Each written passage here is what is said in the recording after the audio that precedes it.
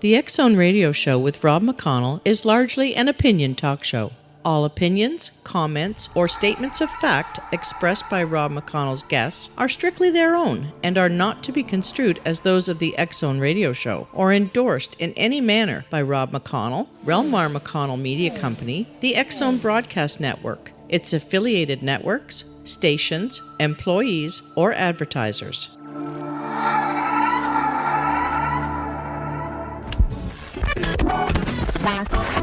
All Hit Radio.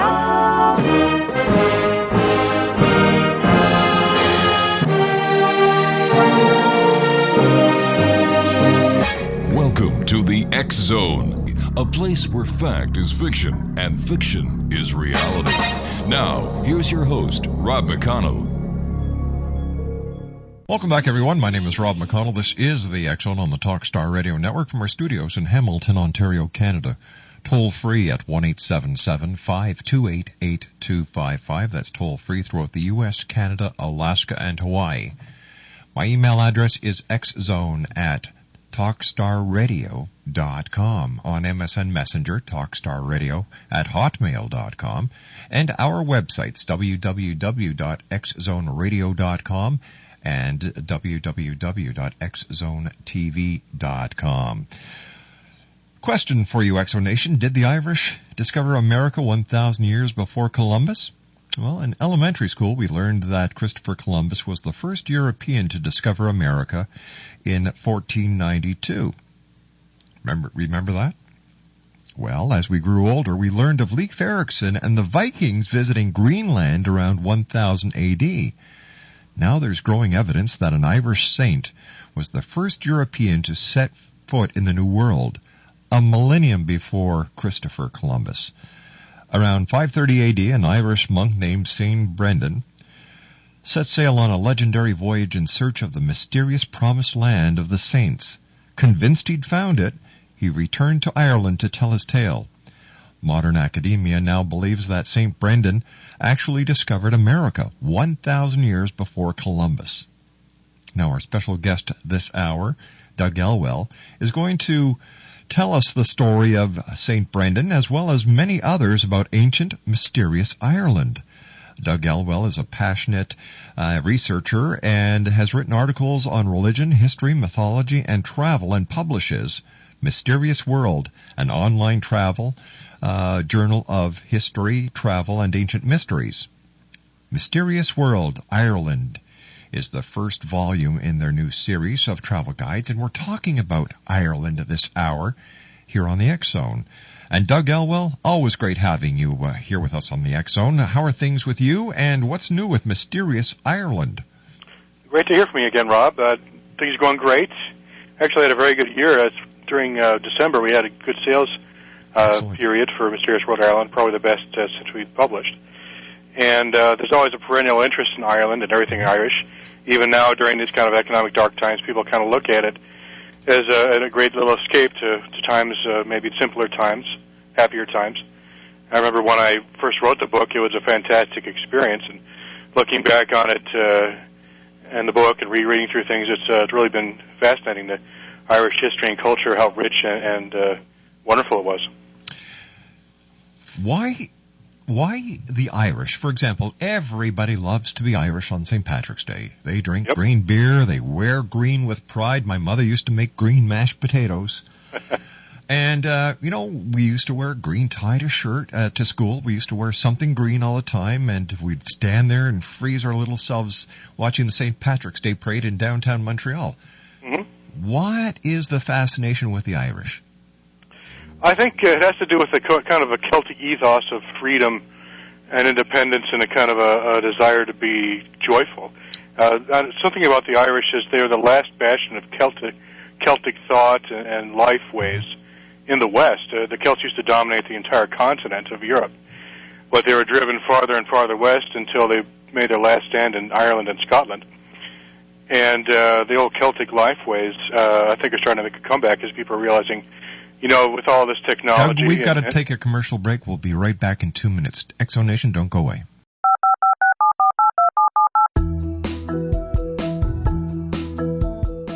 Did you know that when you're on the road with limited data or Wi-Fi, you can still listen to the X-Zone Radio Show with Rob McConnell, The Science of Magic with Gwilda Wiyaka, X-1, Dimension X, Space Patrol, and every minute of the X-Zone broadcast network by calling 213-401-0080, courtesy of Audio Now. No smartphone, app, or internet needed. It saves your data plan, and it's free if you have unlimited minutes. Call 213-401-0080 to listen on any phone, anytime, anywhere. Remember 213-401-0080 for the best of the paranormal, parapsychology, and sci-fi radio programming anywhere, 24/7, 365. Hi everyone, Rob McConnell here, and I wanted to spend a moment on internet streaming. Everybody has heard about internet streaming, but not many know much about it. Did you know the internet streams just about everything? Movies. From new releases to old classics. TV shows. Almost every show, every episode, and much more. But the question has always been, how do you do it? Well now, thanks to the folks at 123 Ready TV, I have the answer for you. They have developed a simple program app, 123 Ready TV, that you install on your Windows PC, Android smartphone, or Android tablet that can have you streaming like a pro in less than 5 minutes. You truly won't believe how much is available or how easy it is to do until you try. And for a one-time cost of only $19.99, this product is a real winner. To learn more about 123 Ready TV, visit our website at www.xzbn.net. Doug Elwell is our special guest this hour. We're talking about Mysterious World Ireland. And Doug, what are some of the most misunderstood historical points about Ireland? I would say, like you mentioned briefly before, the fact that St. Brendan probably discovered America close to at least 800 years before Christopher or Columbus, yeah. And there's all kinds of, actually, quite a bit about Ireland that is misunderstood. The concept of the shamrock and that sort of thing, the green beer. They really weren't into St. Patrick's Day festivals until the Americans, for example, started celebrating it themselves. The first St. Patrick's Day parade was actually held in New York, I think 1764 or thereabouts, by some Irish policemen who wanted to celebrate their culture. And then it took off in the United States, and it didn't really pick up in Ireland until about 10 years ago. And now it's a huge cultural phenomenon over there, and it's also a very big tourist attraction as well. How about St. Patrick? Everybody associates St. Patrick with Ireland, and very few people actually know the story about St. Brendan. St. Patrick? Yeah. The St. Patrick came from Wales, from Cumbria, which is in southwestern England or western England. He was originally he was also a Celt. He was but a different type of Celt. The Welsh Celts are very similar. So when he was actually taken by a raiding party of pirates sent by King Neil of the Nine Hostages of Ireland, who frequently raided the English coast to take slaves and sell them. And he ended up as a slave to a druid named Milku in the Dalriada, which is in Ulster in Northern Ireland right now, what is now Northern Ireland.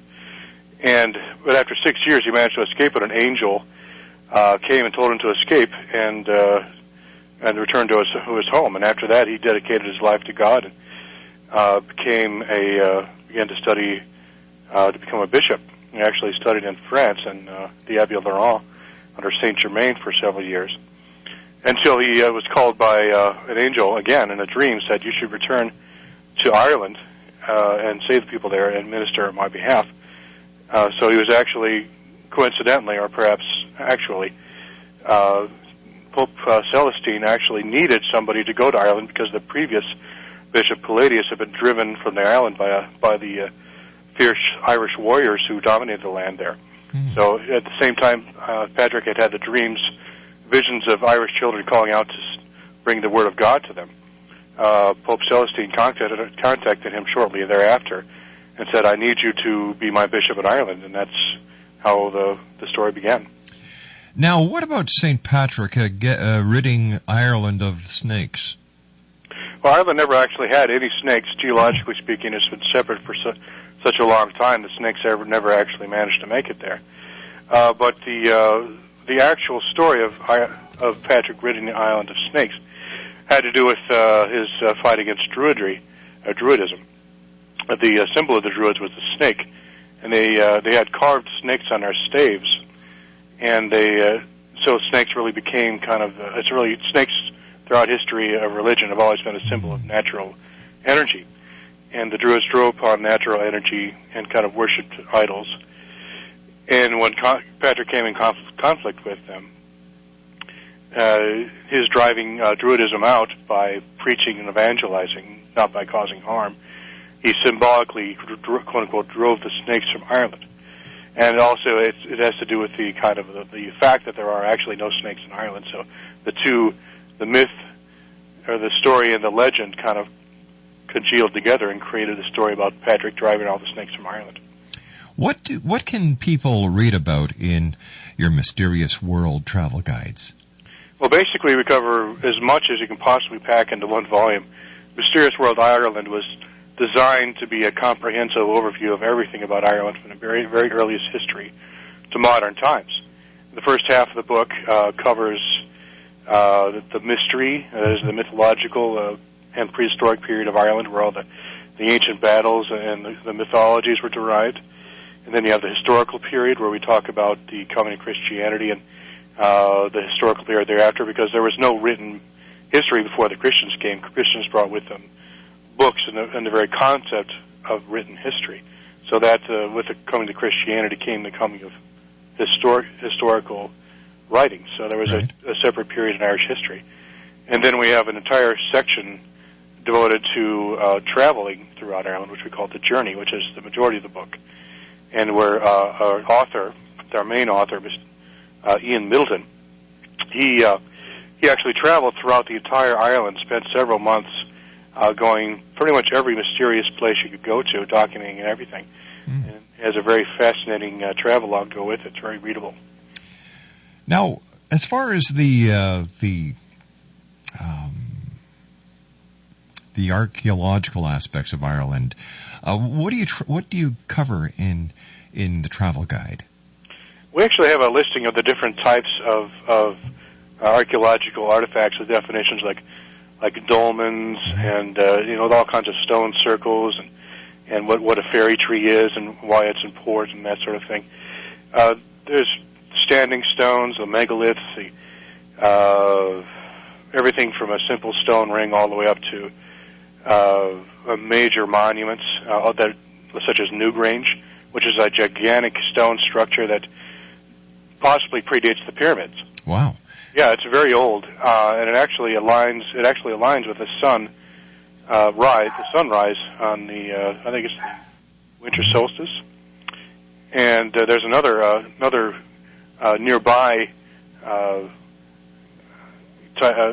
nearby monument called Dothe in the same region, which actually is lined up with the sunset on the winter solstice. So everything in the Celtic and Irish mythology and their religion was based on the cycles of the sun and the moon and the natural world. That's what they were all about. Now, what are some of the other mysteries that you cover in Mysterious World Ireland? Well, there's so much, it's hard to figure out where to begin. We have a section on creatures, great and small. We talk about ghosts, fairies, giants, sea monsters, pretty much everything you can think of. What about leprechauns? Everybody talks about leprechauns. Leprechauns are actually one of the most popular subjects, because the fairy mythology is a very powerful undercurrent in Celtic thought and Irish thought particularly. The leprechauns are actually the offspring of a human male and a fairy female. So they're a little bit bigger than typical. And don't ask me how they did it. It's a family show. But the offspring were sometimes male, and sometimes the males were unattractive. Humanish instead of fairyish, fairies were always beautiful. So if they were even slightly unattractive, they were banished from the fairy underworld, and they forced to live in the above ground regions. where they're kind of in between the world of the humans and the worlds of the fairies. And as such, they were kind of outcasts and vagrants. And they ended up being sullen little tricksters who ended up stealing a lot of things like gold, and, magical items, and all kinds of things that they stashed away in their their warren or wherever they happened to hide. Sometimes they could be nice, other times they could be cruel and capricious.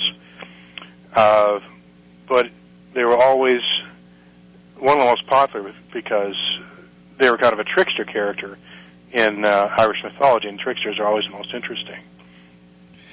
Now, people go to Ireland and they also kiss the Blarney Stone. In County Cork and Blarney Castle, there's an ancient stone of unknown origins, which is believed to have been possibly the Stone of Scone, or the Stone of Destiny, or some people even think it hails back to biblical times. But the tradition is to kiss the stone, and it would make you eloquent. And that story came from the story of how Queen Elizabeth, who wanted her general to conquer the region around Blarney and the castle, was always given a very plausible excuse by King Cormac who owned the castle. He'd always come with a very eloquent and long-winded reason why he shouldn't attack just that day, and the general would take that reason back to Elizabeth, and this would happen over and over again, and the stories would get more and more elaborate to the point where when you have a very good excuse for getting out of trouble, Elizabeth started calling it a load of Blarney. So that's where that term came from. The king of Blarney Castle was such a good speaker that he could even convince a general not to attack. What about the stories about the screaming banshees? Banshees are actually not fairy, even though the name banshee literally means woman of the fairies. Ban means woman, and she means fairy. But they're actually a family spirit which follow particular Celtic family lines. They're kind of a sort of guardian angel, except kind of a creepy version. Oh, I see. And it's sort of maybe an ancestral spirit of a woman who had died and early on in the line's creation, who was watching over the line. And they've been known to follow people all over the world of Irish and Scottish extraction. And they're known to scream, to wail right before someone is about to die. But of course, the person who doesn't hear it is the one who dies.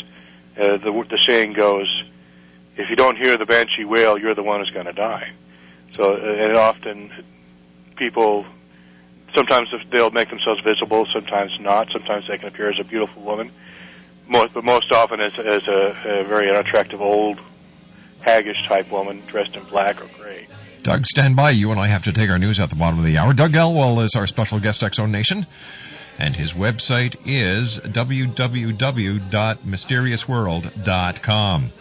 Doug Elwell and I will be back on the other side of this commercial break as we continue talking about Ireland in advance of St. Patrick's Day next, Tuesday. That's right. My name's Rob McConnell. This is the X-Zone, live and around the world on the Talkstar Radio Network from our studios in Hamilton, Ontario, Canada. This is the X-Zone Broadcast Network, broadcasting worldwide on broadcast affiliates and satellite program providers, including CNN Broadcast Network, Sirius Satellite Network, Star Media, Good News Radio Network, Angel Broadcast Network, Wiki Broadcast Network, and WPBN TV. For more information on the X-Zone Broadcast Network, visit us at www.xzbn.net.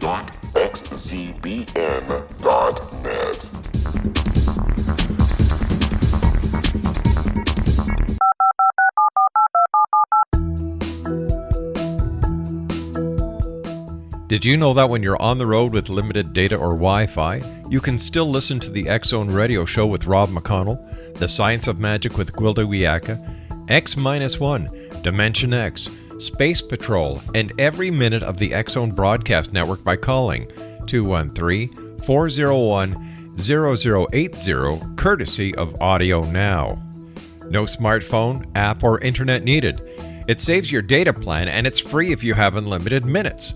Call 213 213-401-0080 to listen on any phone, anytime, anywhere. Remember 213-401-0080 for the best of the paranormal, parapsychology, and sci-fi radio programming anywhere, 24/7, 365.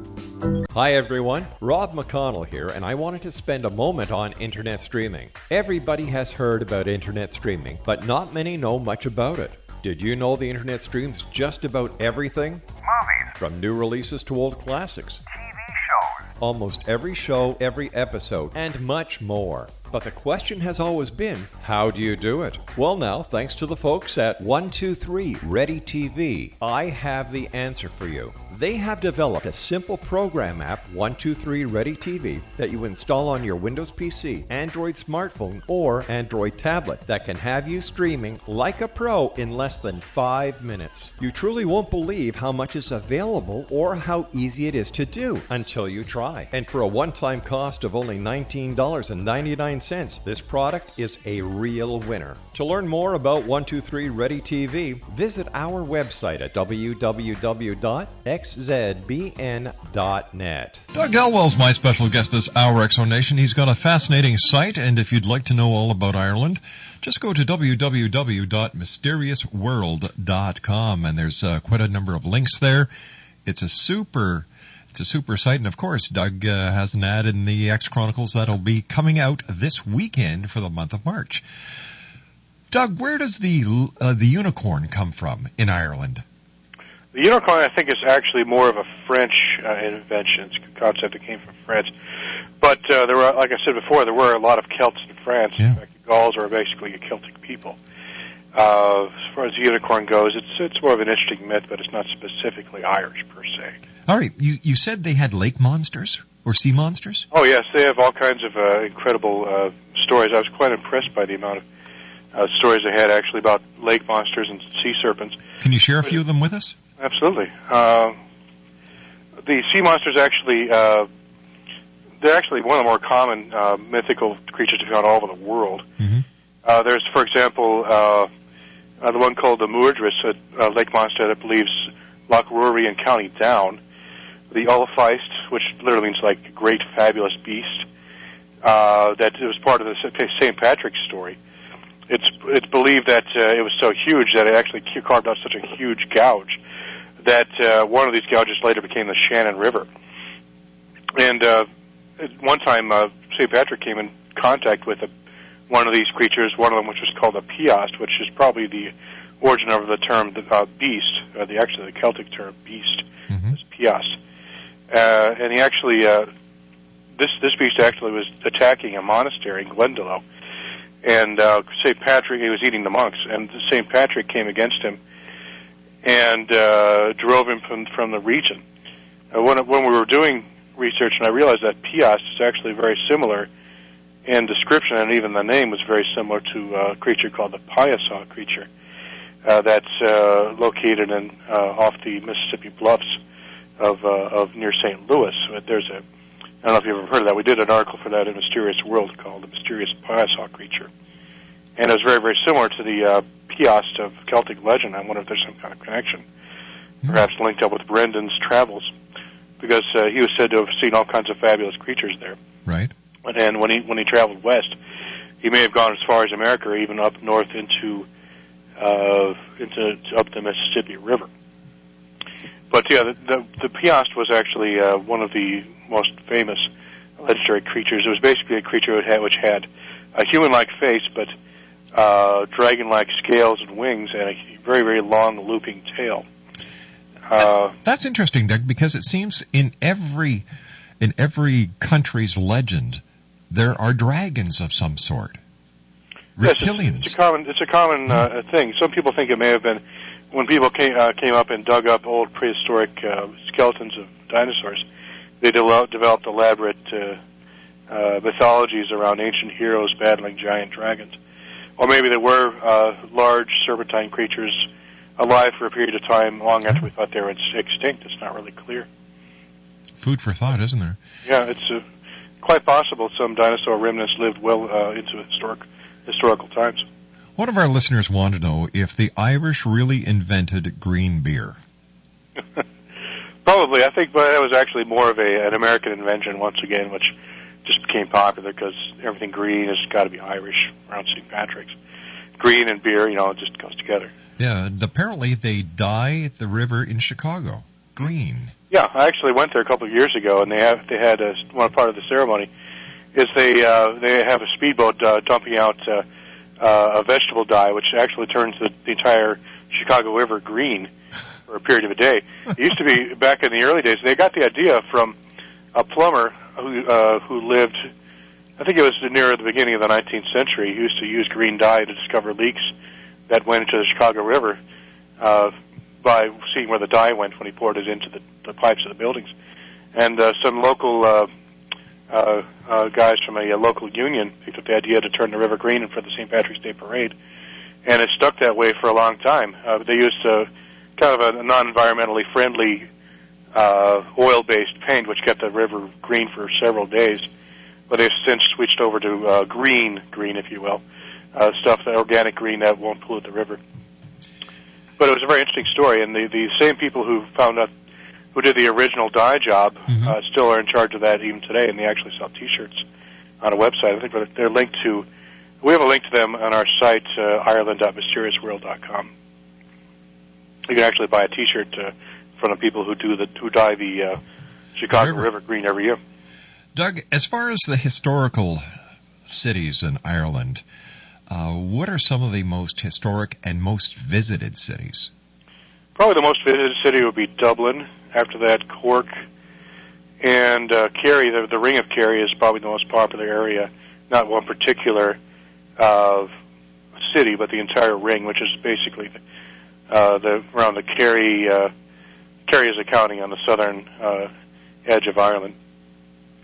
And there's a winding road with a lot of great sights and wonderful natural vistas. The Ring of Kerry is very popular. Ulster is also very popular. The northern areas, northwest. There's so much I lose track of it all. Let's see. What's the number one industry in Ireland? Industry probably. Right now, for a while, it was technology. They were doing very well, known as the Celtic Tiger. Mm-hmm. They were doing comparably well with us per capita in the technology sector. Their major export is actually, I think, still wool, because they have a huge cattle industry, and they also make a lot of beef, of course. Beer, naturally, is one of their major exports, even though it doesn't keep very well when you export it. Just the type of the beer they have, it's always best when you drink it in the region it was brewed.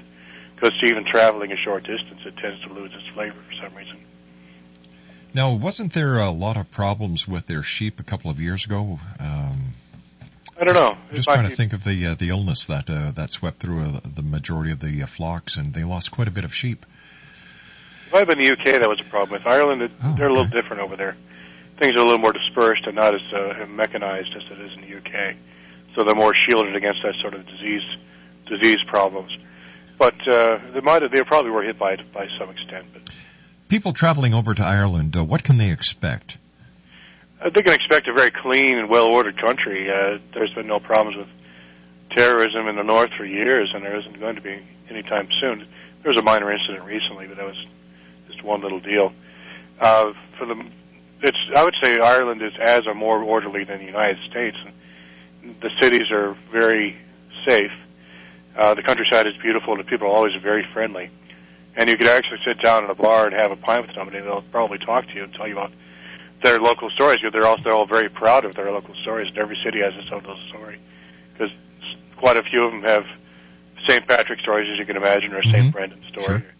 Or in the west, you have the Tuatha De Danann, in the west and the south, stories of the Tuatha De Danann and the wars and their magic and all kinds of wonderful legends that we cover very thoroughly in Mysterious World Island. As far as money is concerned, what is their currency pounds over in Ireland? Or is it the euro? In the north, it's pounds. That's the British area. But in the south, the majority of the country is on the euro. And the Canadian or the let's use the American dollar. What would a person get in euros for an American dollar? Last time I looked, it was a 1.5 to 1 in favor of the euro. So it's more expensive to go there than it is for an Irish person to come here, for example, because our currency is still weaker. I'd have to check that, though. It's been a while. People go to Ireland, they have a good time. Are the accommodations very expensive? Is the food expensive? It's all very moderate. It depends on what you want to do. If you go with the B&Bs, you can get by pretty cheaply. If you go by hotels, it'll be a little more expensive. A lot of people like to do backpacking, so they go to hostels and get a very cheap rate there. Students do that quite often. Just to avoid taking taxis, apparently, because they're very expensive. Probably you'll want to go with a bus tour or some kind of package tour. That's probably the cheapest way to go. Right. But go on. The cheapest way to go, and probably see the most stuff when you do a package tour. If you want to just see, you could just stay in Dublin for a couple of weeks and never see all of it. The first thing I'll do when I finally go there, I've never actually been there, by the way. I was just a publisher and co-author. The main author is named Ian Middleton. He was the guy who did the actual footwork. When I actually do go there, I'd probably go to Dublin and spend a couple of weeks there because they have all the major attractions there. The National Museum with the Book of Kells. They have the number of excellent museums, and also Dublinia, and there's a great section there. Some wonderful restaurants in the downtown there. It's an absolutely fantastic area. Dublin's probably the best place to go if you're not sure where to go first. After that, I would say the Ring of Kerry is also probably the most popular area to go. Are there a lot of castles that are open to the public, and are any of the castles bed and breakfast where the public can actually spend a night in an Irish castle? You know, there's a very good castle near Dublin that you probably your listeners might be interested in going to. Let me get the name here. It's basically associated with Bram Stoker and the whole Dracula experience. Oh, really? Because Bram Stoker actually he was a Dubliner. He lived in Dublin, and he got a lot of his ideas for his stories from Irish mythology. And I'm not sure about the Dracula per se, but and not to mention a few of the Dublin pints, I would imagine. Yeah, he was very much into that. He was there's actually a Bram Stoker museum called the Bram Stoker Experience, which was very highly rated. Here it is, Clontarf Castle in North Dublin. Basically, it's associated with King Brian Boru and also with Bram Stoker. It's a very beautiful old castle which has been turned into a very nice hotel. I'd recommend that one. It looks like a really good one, actually. It's gotten very good reviews, and it's very historical because Brian Boru's last stand against the Vikings was fought there. You know, King Brian Boru was the first and only king to really unite Ireland and Irish history. He was actually a descendant of the Tuatha De Danann, who lived in the south and in the Okanagan areas in the southwest. And he actually was able to unite the entire Ireland and drive out the Vikings for a period of time.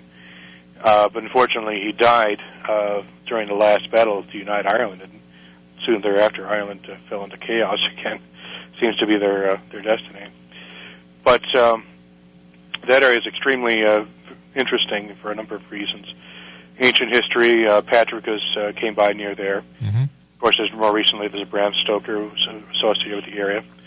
Jim Fitzpatrick, the guy who did a lot of those wonderful illustrations. He's well known for his Celtic illustrations, also lives in that area, even though I wouldn't tell you where he lived. He's a very popular part of London, or of Dublin. It's the northern area. Yeah, the Lusk Church in that region is actually one of the first churches in Ireland. The Cave of Durwood and Grania, very popular Irish folklore, and some very good dolmens and standing stones to visit in that region as well. Do you know of any don't do's in Ireland? Well, let's see. Don't do's in Ireland. I wouldn't take anybody's beer. I wouldn't wear orange in certain areas. I wouldn't wear green in certain areas in the north, but particularly in downtown. What's the name? What's the name of that? In this parts of the north, it could be dangerous. But when Ian went there, he actually had a very good time. Even some of the more quote unquote dangerous areas, people are still very friendly. And one time when his van broke down during his trip, one guy actually fixed it for free. He was amazed by that. the Irish people are very friendly and accommodating. They just like to have a good conversation a lot of the time. And good conversation over a pint is worth money to them, I think, worth more than money. Well, I think a good conversation is worth more than money, in my opinion. that is so true. That is so true. Doug, what has been the greatest point of satisfaction for you and the rest of your staff in putting together your travel guides? I think I've always been a lover of books. I'm a terrific bibliophile. I've spent way too much on books. I have most of a bookcase filled with books in Ireland that I'd use for research. Just reading about Ireland, I just found fascinating while listening to Irish music. It's a wonderful experience. So I guess it's like fine wine. It's a refined taste, but once you get into it, there's nothing you can't beat it except for maybe an actual trip to Ireland. And reading about Irish history and mythology was just one of the more wonderful experiences of my life. And writing a book about it was a tremendously satisfying experience, definitely. Are you going to be doing any other books on any other parts of Europe? Well, Ian actually went to New Zealand afterwards, but we haven't had a chance to do a book on that yet. That's probably our next travel guide. Mm-hmm. It's a pretty popular area. Probably a much smaller book, so it'll be cheaper to do. New Zealand's a much smaller country, but it's a pretty popular place to go. It's been consistently rated one of the best places to go by various travel organizations for years now. And, of course, Lord of the Rings is filmed there, so that's right, yeah. Increases popularity. If we wish it, we'd be able to publish it a few years back. The Lord of the Rings mania has died down a bit. But it's still a great place to go, and you can see many of the spots that they filmed pretty much the entire film. It's a beautiful country. Doug, we've got to take a commercial break. Stand by. Doug Elwell is our special guest. The website is ireland.mysteriousworld.com. That's ireland.mysteriousworld.com. My name's Rob McConnell, and Doug Elwell and I will be back on the other side of this commercial break as we continue from our studios in St. Catharines, Ontario, on Talkstar. This is the X-Zone Broadcast Network, broadcasting worldwide on broadcast affiliates and satellite program providers, including CNN Broadcast Network, Sirius Satellite Network, Star Media, Good News Radio Network, Angel Broadcast Network, Wiki Broadcast Network, and WPBN TV. For more information on the X-Zone Broadcast Network, visit us at www.xzbn.net.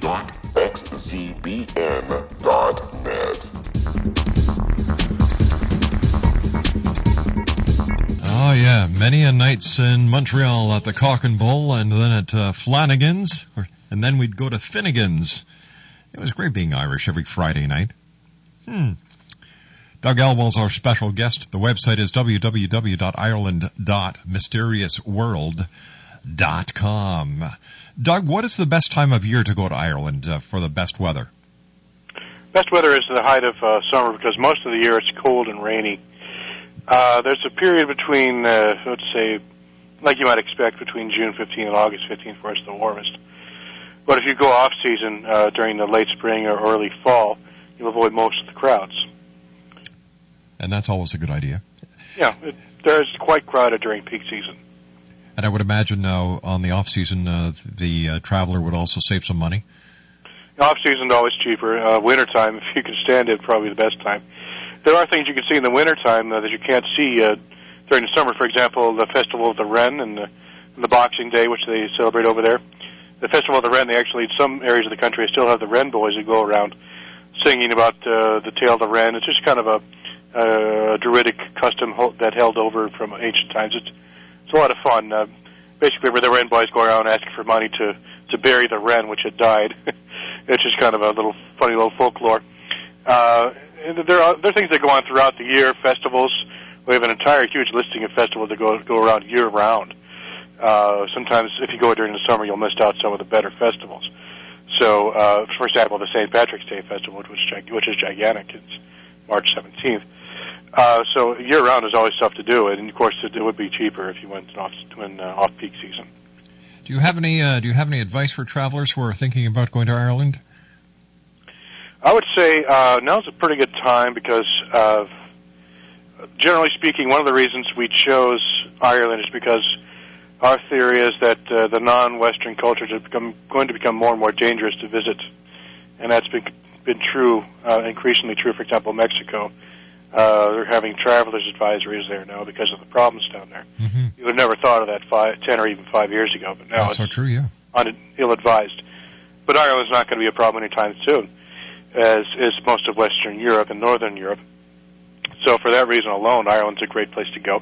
Like I said before, the people are very friendly. The euro has gone down in value compared to the dollar and the Canadian dollar, I believe, in recent years. Not a lot more, but it's definitely cheaper than it was. It was 2 to 1, almost 2 to 1 when we wrote the book back in late 2006. So it's cheaper now to go. Also, people aren't going as often, so you can probably get better rates because people are cutting back on their vacationing. Mm-hmm. So you can get better rates, better hotel rates, better food, everything's going to be cheaper. How are the airfares going over to Ireland? Are they? I haven't checked the airfares, no. but I suspect everything is cheaper. Doug, I want to take this opportunity, my friend, of thanking you very much for joining us tonight, and to you and yours, a very happy St. Patrick's Day. You too, Rob. Take care, Doug. Look forward to talking to you the next time. Bye-bye. Bye-bye. Doug Elwell, www.ireland.mysteriousworld.com. When we come back from the news at the top of the hour at 6.5 minutes past, we'll be joined by Sue Allen. We're going to be talking to Sue about demonic possession, spirit release, and psychic attacks. That's coming up next on the X-Zone after this word from our sponsor and the news. That means I'll be back at 6.5 minutes past the hour. And if you'd like to give us a call and say hi to Sue, 1-877-528-8255. That's toll free throughout the U.S., Canada, Alaska, and Hawaii at 1-877-528-8255. You're listening to the X-Zone Radio Show, live and around the world on the Talkstar Radio Network from our studios in Hamilton, Ontario, Canada.